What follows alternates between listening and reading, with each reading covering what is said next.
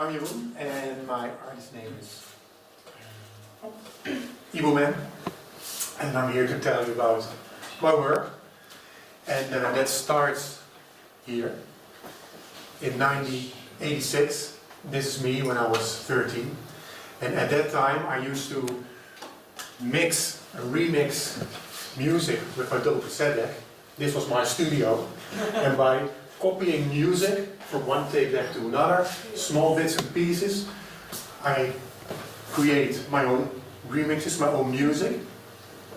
But I didn't only use the sounds from my radio, I also used the sounds from the video recorder. I like to tape movies and video clips and collect these things, animations and stuff. And I like to use those sounds as well, but I also wanted to use the visuals. And this is, for example, a recording from 1986. Well, I think that he's speaking much of the truth, and you just can't beat, that kind of stuff that he's talking. I do admit what I be listening to is garbage. But I still love it. I still like it. But it makes me dance and, it gets me up. But if they didn't have any words whatsoever and they put on the music, put the drum machine on, put the bass machine on, they wouldn't need to put no music in it. They wouldn't need no words. You understand? And they still, do do do do do do do do do do do do I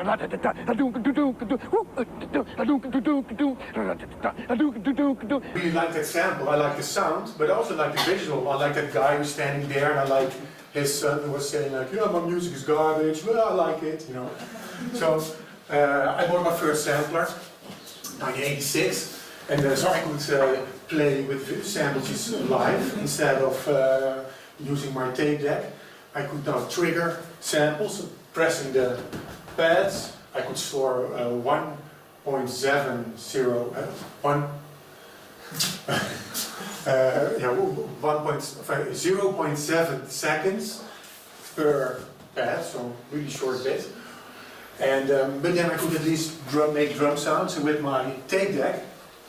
Play longer sounds on top of that, so I would take a blanket.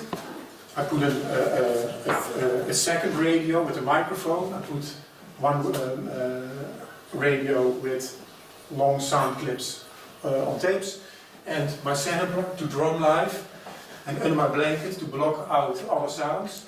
I could then record myself drumming and do and that sounded like this. Good evening to your super listeners. How you doing tonight, all you fly guys and fly girls?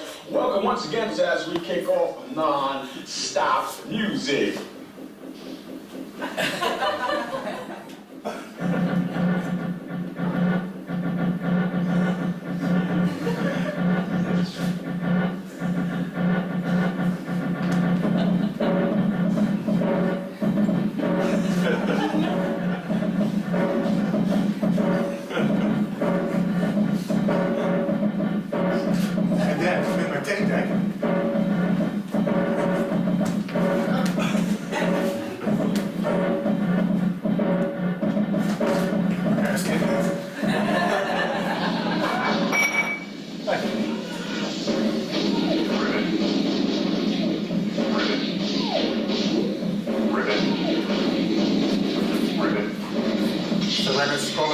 That was irresponsible. That was irresponsible. A tragic error.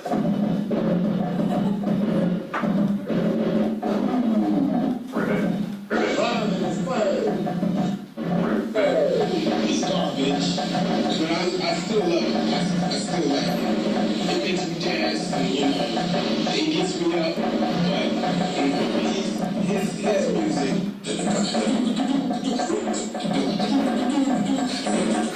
Very funny, very funny, very funny. Clement, when you say very funny, do you mean? So that was 1987.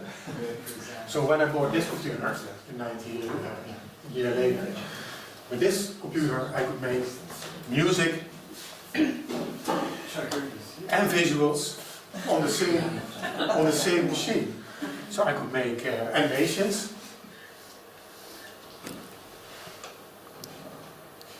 And also the music. So I could play that. At that time I went to art school. And at art school they had this cool device where you could record frames from a video. And if you would record multiple frames, and you would load them in your animation program,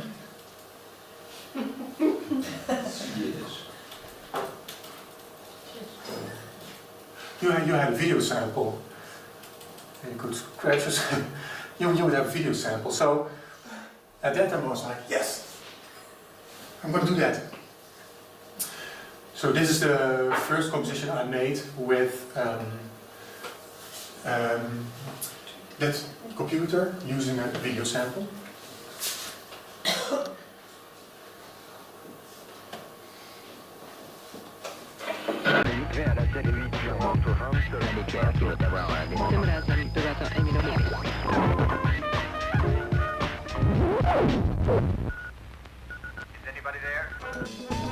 Keep my channel locked to Moti TV. Keep my channel locked to Moti TV. Keep my channel. Keep my channel locked.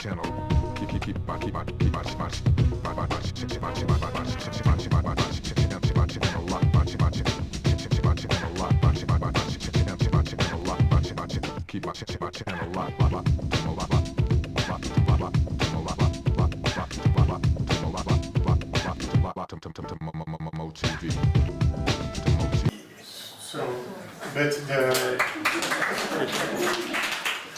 but the problem back then was that you could sequence music, sounds, but you couldn't sequence videos. So I was sequencing the sound of that video sample and doing the visual in my head. And I thought like, okay, so I'm making the composition.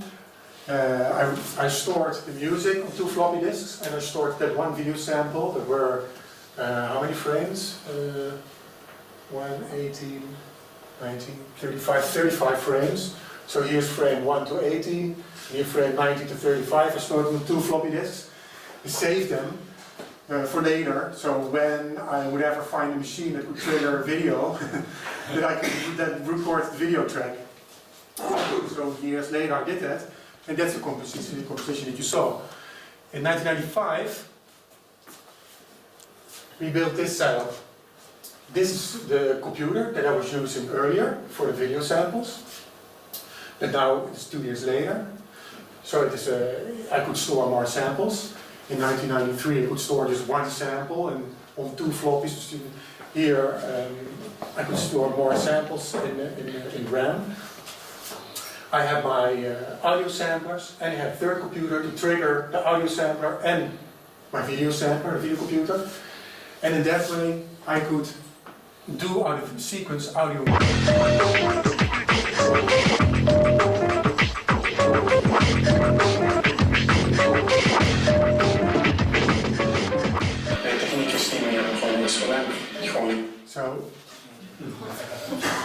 So now I could play live without the visuals. So that's also the time that I started performing without the visuals. So here you see me on stage with all those computers, connecting and doing the it's the whole pile of equipment taped together with wires, doing visuals and sounds, and being able to perform like that, which at that time, 1995, 96, 7, there wasn't that much live video really. So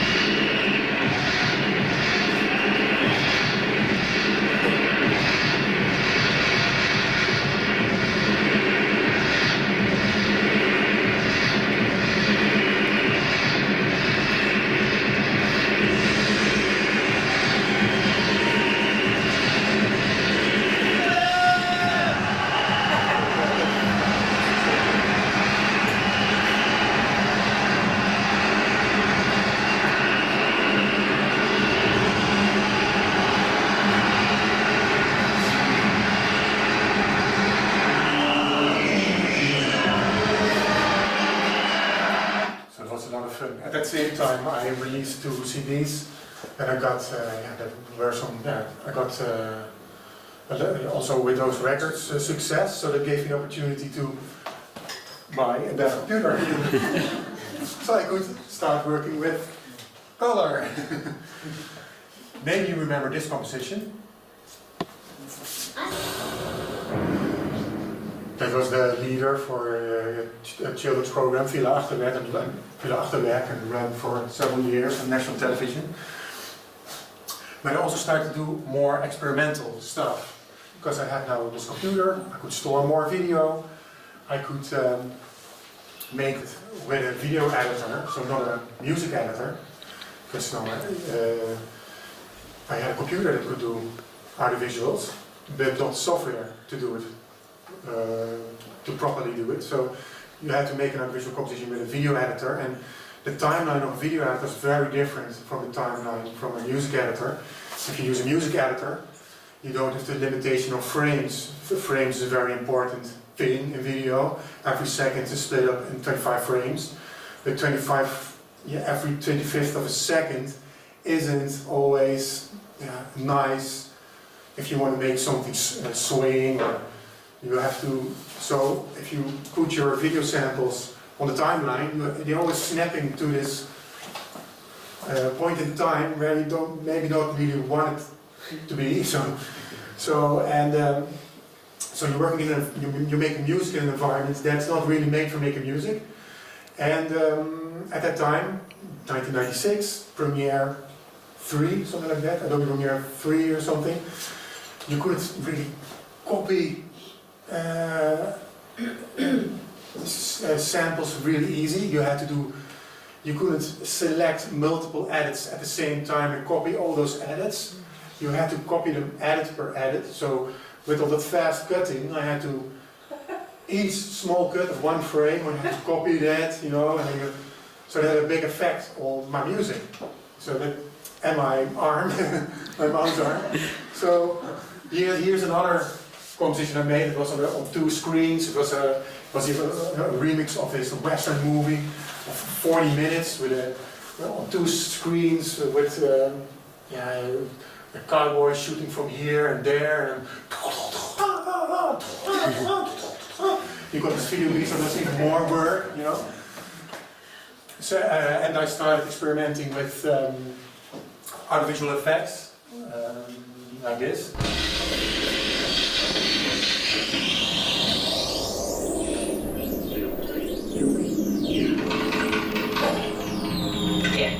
Garbage, okay, garbage.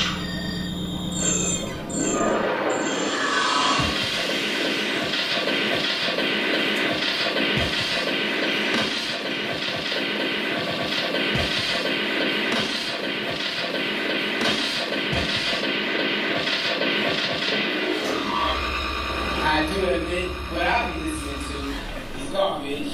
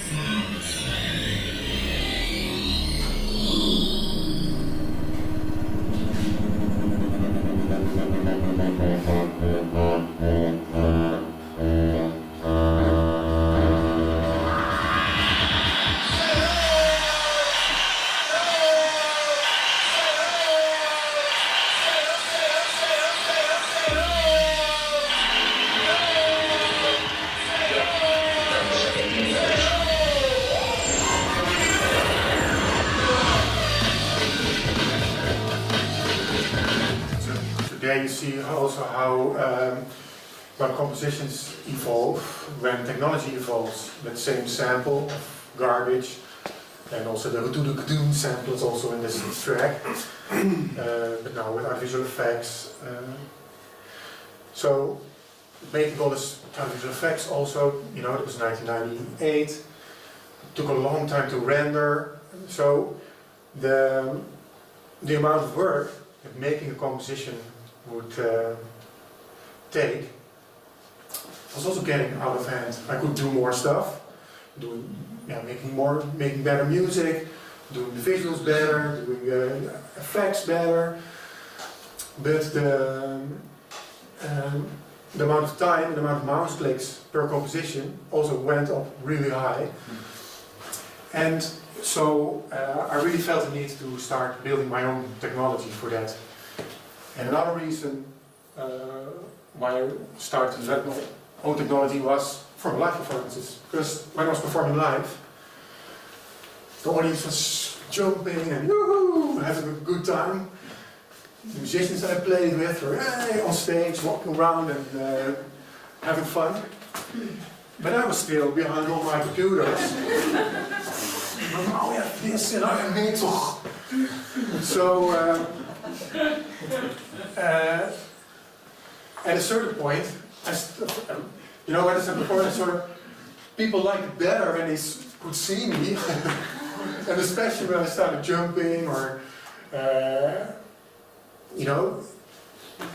my energy, they would take that and really react to that. So I noticed that people liked it better when I was not doing anything live really, but there. Then when I was really live doing stuff, sweating, and people were like, oh, where is he? What the fuck? So I started standing on stage and jumping around everywhere, but it created a bit of a weird situation. Because beats were flying around, the samples were scratched, and I was standing here, look mom, no hands, So that was also a reason for me to start developing my own technology. So one of the first things I did is build my own sensor suit. So I went to a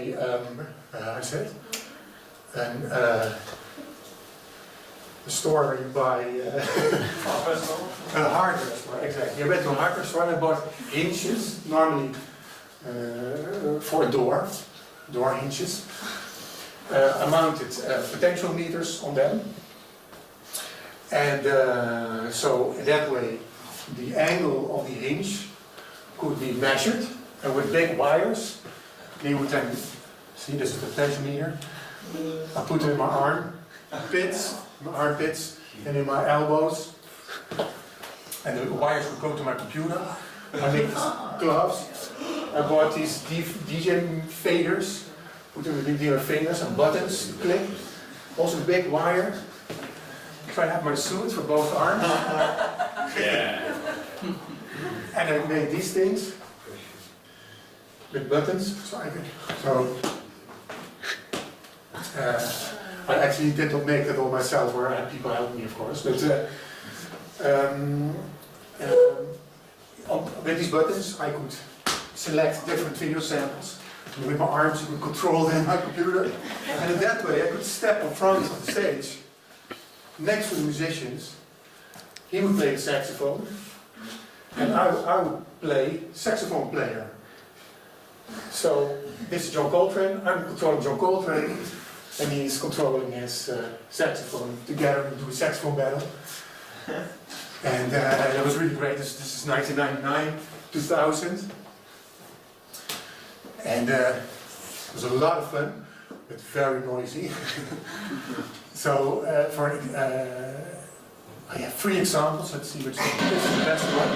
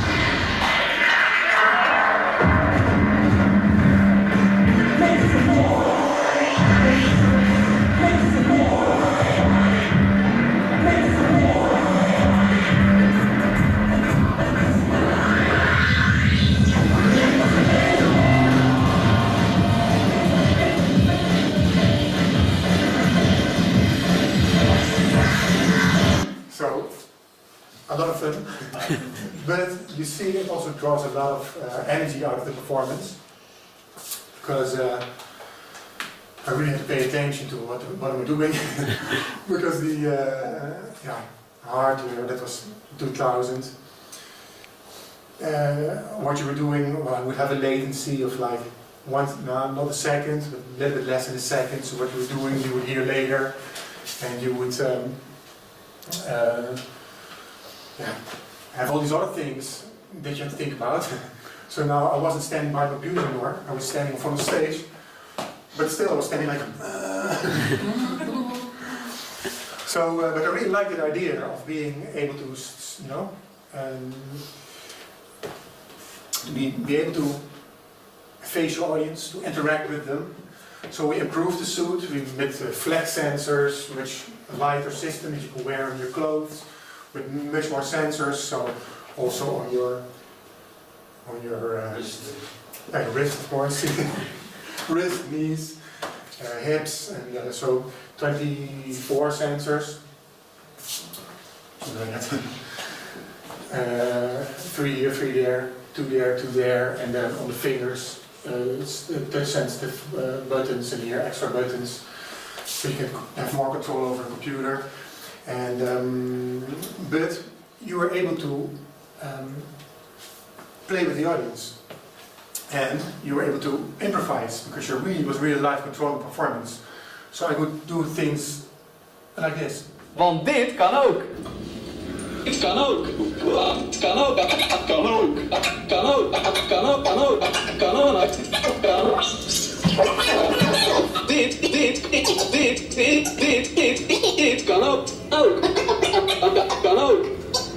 Ook. Kan ook. Kan ook. I could actually sample and immediately using people in my performance. So that's what you see here.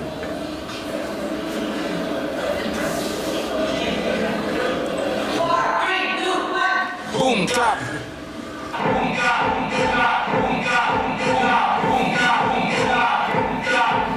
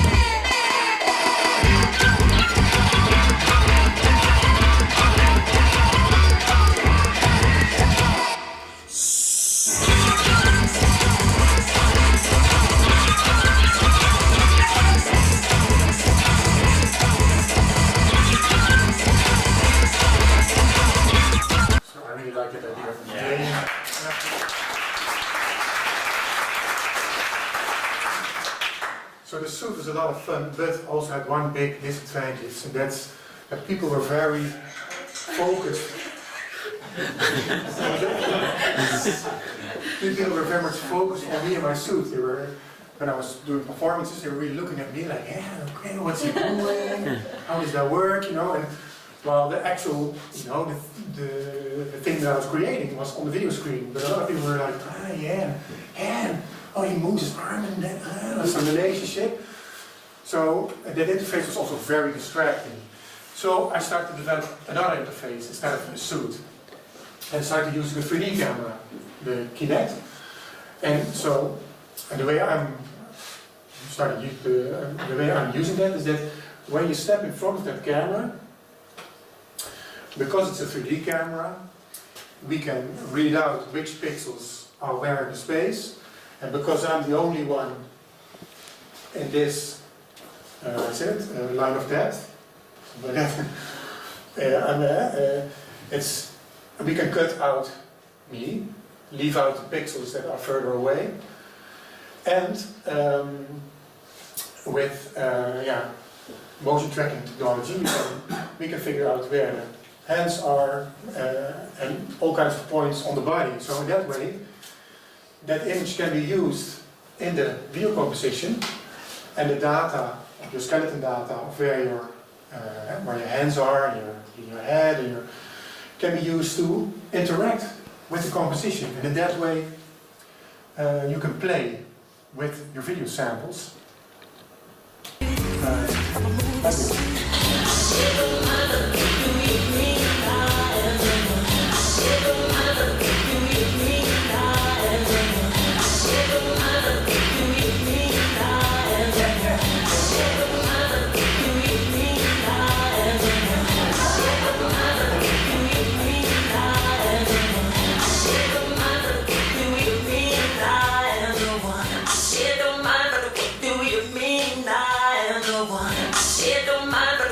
So I can step into the video, walk around in it, but I also can play with all the elements, like this. Shit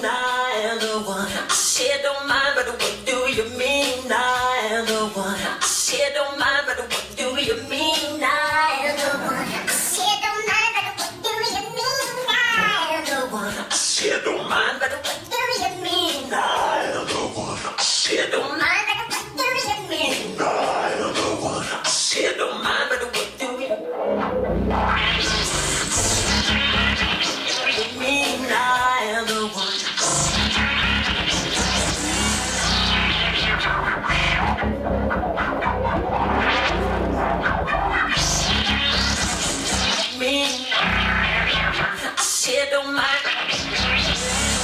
So the composition is also your interface, and the audience really understands what you're doing. I also like the idea that your role changes from a technical guy behind a computer into an actor, somebody playing a part in the composition.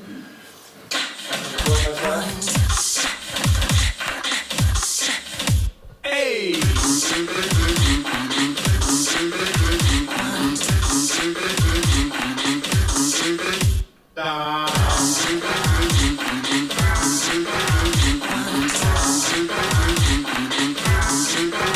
Yo!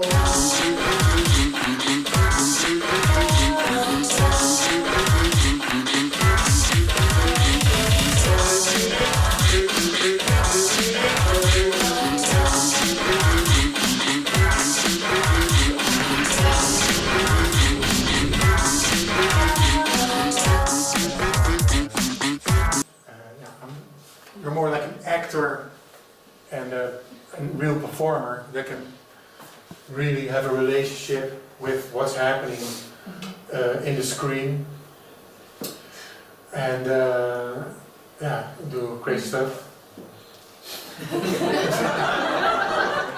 And so this is also video mixing, video scratching, playing with video, but in a totally different way.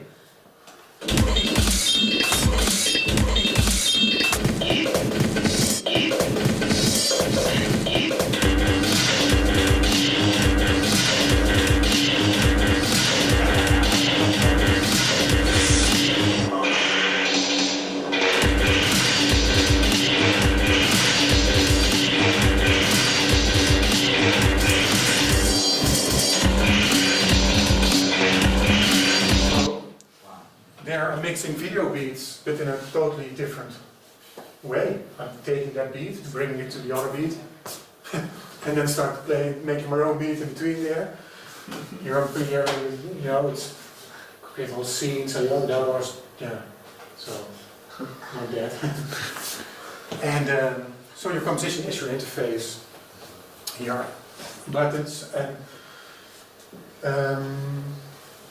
yeah.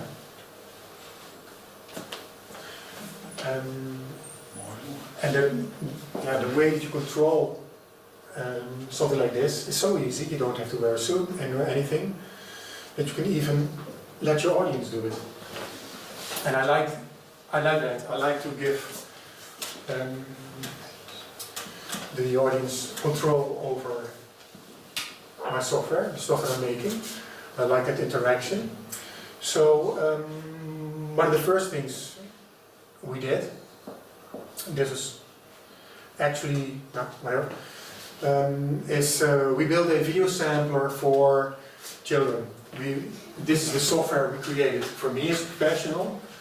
A very advanced system where you can mix graphics and video in a 3D space. You have your motion tracking stuff in there. You can load countless video samples and slice them up and put metadata in them so you can control them from Ableton Live. And in that way you make audiovisual compositions and perform with them. And with this software we put it over a interface, 3D interface.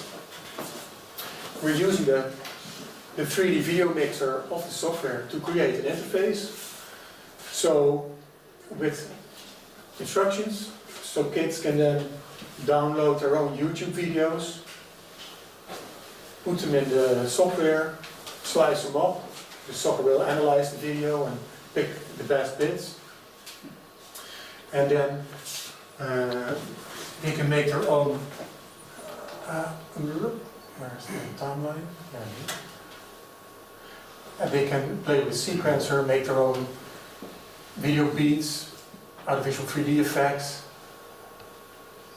play with mix multiple layers. Is that also? And mix multiple layers.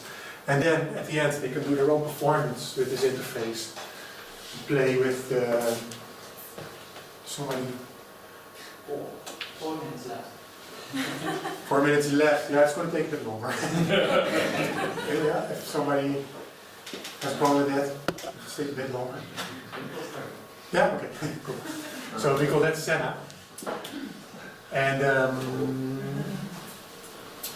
so what we're doing now is translating this software into Senna as an installation that people can play with in Eboman met ei, and it was in the, I call it, the Tropenmuseum, Royal Institute of the Tropics. And it's much cooler if you can really give people the software and let them play with it in their own environment. So we're translating this software now into apps, but before I'm going to show you that, I would like to show you another project, just because I like that project. It's also about crowd participation, but in a whole different way. It's me sitting here in the studio with my video sampler, and I create this Wikivideo website. The website consists of this crazy interface and one live stream from a camera that's pointed at my workspace in my studio. And in my studio you see me sitting working on a composition. And you see all these pipes going. One pipe is going from here. Here you can enter a YouTube URL from a YouTube video. If you enter it and press submit, you will get this YouTube cut tool where you can cut out 10 seconds of the video. Then you leave a comment for me, something that you want me to do with it. Like make a beat out of it, or combine this with this sample, or do this or that. And you can sign with Facebook. I will then receive it in my studio. I sit here and my screen will change. It will say incoming video from Marcel. It will count down. computer is downloading it. It will convert the video, put it in my sample database, and play it back one time. It will play it back on this screen, and I will hear the sound of my speakers. So I can then respond and say like, hey, thanks for the sample. It says here, thank you for the sample. And that sample is then immediately added through this pipe to the database of samples. You can click on them, you can look them, you click on the sample, you then see the video sample, you see Marcel's comment, you can see who Marcel is, and you can click on watch the original video. Yeah, exactly, you can click on watch the original video, that will guide you then to YouTube where the whole video is. I can load all those videos into my video sampler and immediately start playing with it. So with a live stream you can actually see me playing with a video sample. And in that way I make then a video composition, and we made a hyper video player for that, so that the composition is then played back on this website, the hyper video site. And that's called hyper video because here we use the same technology as hypertext. Hypertext is a very common thing on the internet. Hypertext are those blue underlined words in a text that you can click on. If you're reading a text in Wikipedia, for example, you have these blue underlined words. If you click on them, you go to another place on the internet. With hypervideo is the same thing. You're looking at the video, and all the videos that you see in the composition you can click on. If you click on them, you will go to, let's see.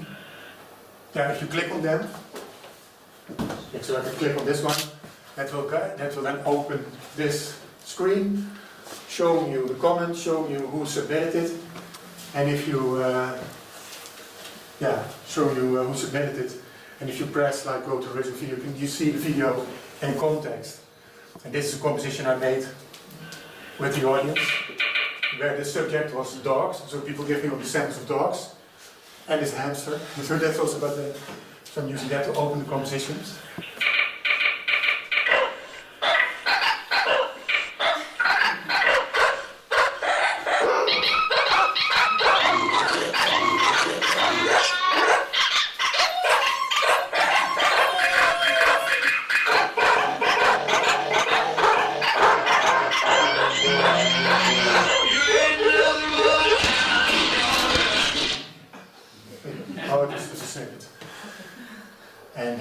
So you can click on all those samples and then go to the...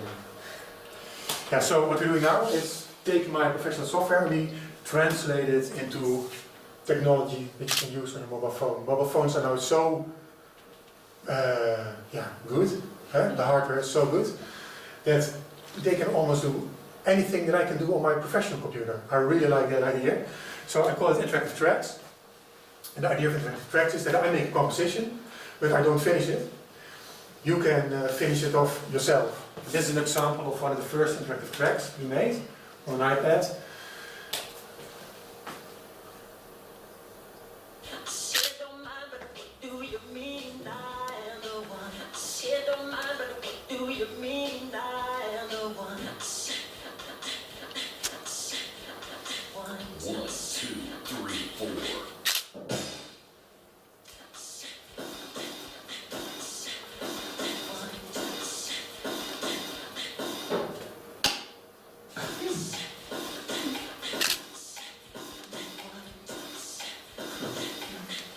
La.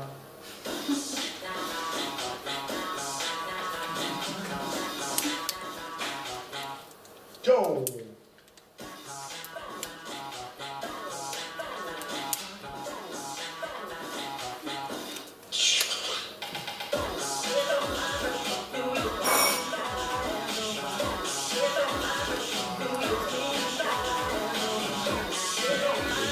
So you can actually do what I'm doing during live performance. You have on your iPad. Yeah.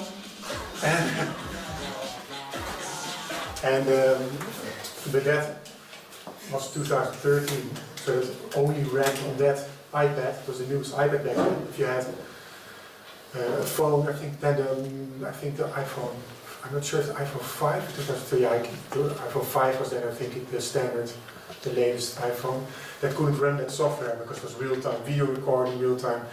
So that's interesting, because as an artist I can think of crazy things, but I also have to think about how I'm going to pay for all those ideas. So we made that app, and it was finished, and we're like, yes, great! But only people having that type of iPad, the best iPad out there, could run that app. And so that is, during my whole career, that has always been an interesting challenge to think about what's the coolest thing that I can do with the technology not available, and how can I make people pay for it? how it's going to be fun? With apps that's a problem, because then if you make it on for iOS, people then have a small audience, this whole discussion. So with that app, it's weird because I really like the app, but we never released it because there was it would have been another investment to make this prototype into something that we could release, and it would be bug-proof, it would be easy to install, so it would be another investment of like 3 months or something. And there are 3 technicians working on that, so that 3 months is a lot of money then. Already spent a lot of money on that concept. So the first app that we actually released was much simpler. It was this app with Kaintje Papi, together with Fame Day. It was a campaign to attract more customers to Fame Day. I'm sorry. But so that's interesting. So this app is actually a step back in the advances, at how advanced it is, but it's a step forward because I can actually let people download it, and it even runs on an iPhone 4. It even runs on an iPhone 4. Yo, wij gaan samen een self-videoclip maken van mijn track Droom. Daarbij heb ik jouw hulp nodig op de beat. Dit gaan we doen in 4 stappen. Ben je er klaar voor? Oké, we gaan beginnen met een bass. Zo van 3, 2, 1, go! Oké dan, hele goede bass. Nu heb ik een snare nodig. Zo van... Wow, goede snare. Nu heb ik een lekkere kreet nodig, zoals yo! Yo! Oké dan. En als laatste wil ik je naam horen. Vinnie! Zet die beat! Yeah, goede beat! Master! Het lijkt wel of ik go, go, go, go, go, go, go, Kaintje Papi met Vinnie!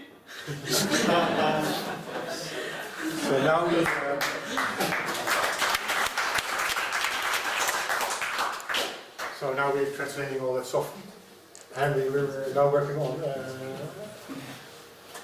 apps that you can really play live with video. You see, you're making a recording. I can now play with these XY UI elements and control the VJ, control the samples. I can change the way they are cut up, the way the melodies are.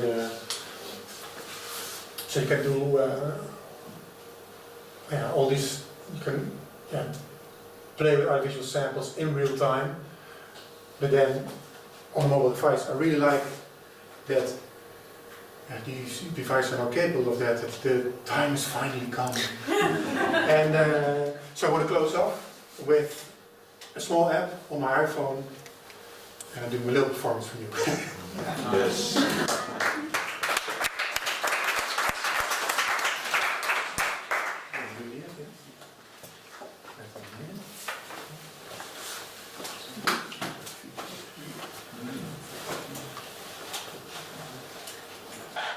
So I'm going to make 5 recordings, and then you'll see that there's no rendering needed.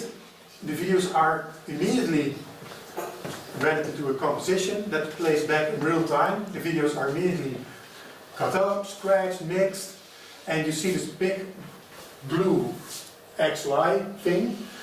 And on that thing I can play with my finger. I can play with the bass lines. So Ja, dat is zo. Zo, oké.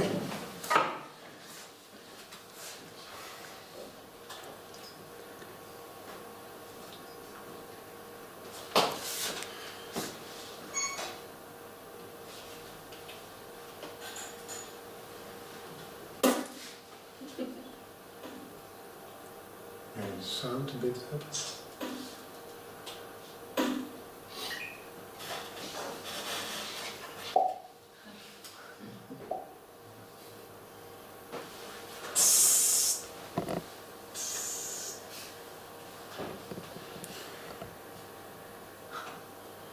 Ik ben Jeroen. Ik ben Jeroen. En dit is een baseline. En dit is een baseline.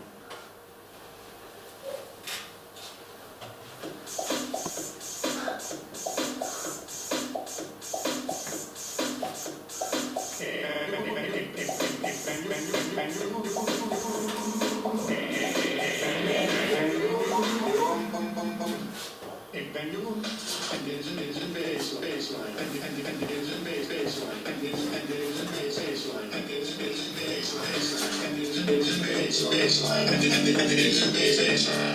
een baseline. En dit is een baseline. En dit is een baseline. En dit is een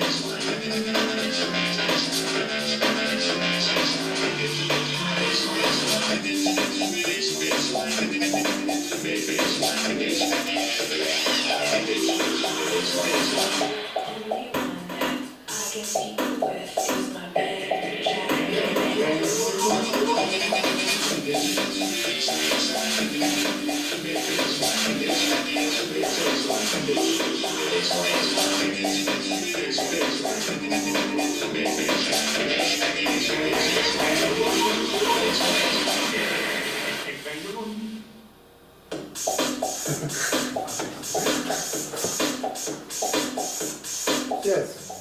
And now I can just render it and share it on the internet. Put in my performance on an iPhone. Yeah.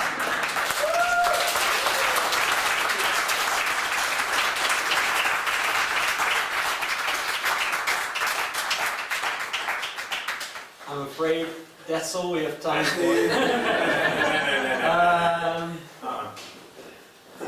I'm not sure Thomas here. Oh yeah, it's No. Yeah, you can stalk Jeroen afterwards, please. We're running over, so yeah, we really have to go. I'm a bit in a hurry. Okay, yeah. So you can stalk him on the internet. And, where do we buy the app? Yeah, the app is going to be released, and then when? Yeah, I'm now working on another project. This will be finished. The May is completely full, and I think at the end of June I can go back to that app. I will hope to finish it then in June, July, and then it should be available in the summer somewhere. Then you send him a mail and we all get a message. Yeah, we will. Yeah, we will definitely put it in the email newsletter when the app is released. So a big hand for Jeroen. Thank you.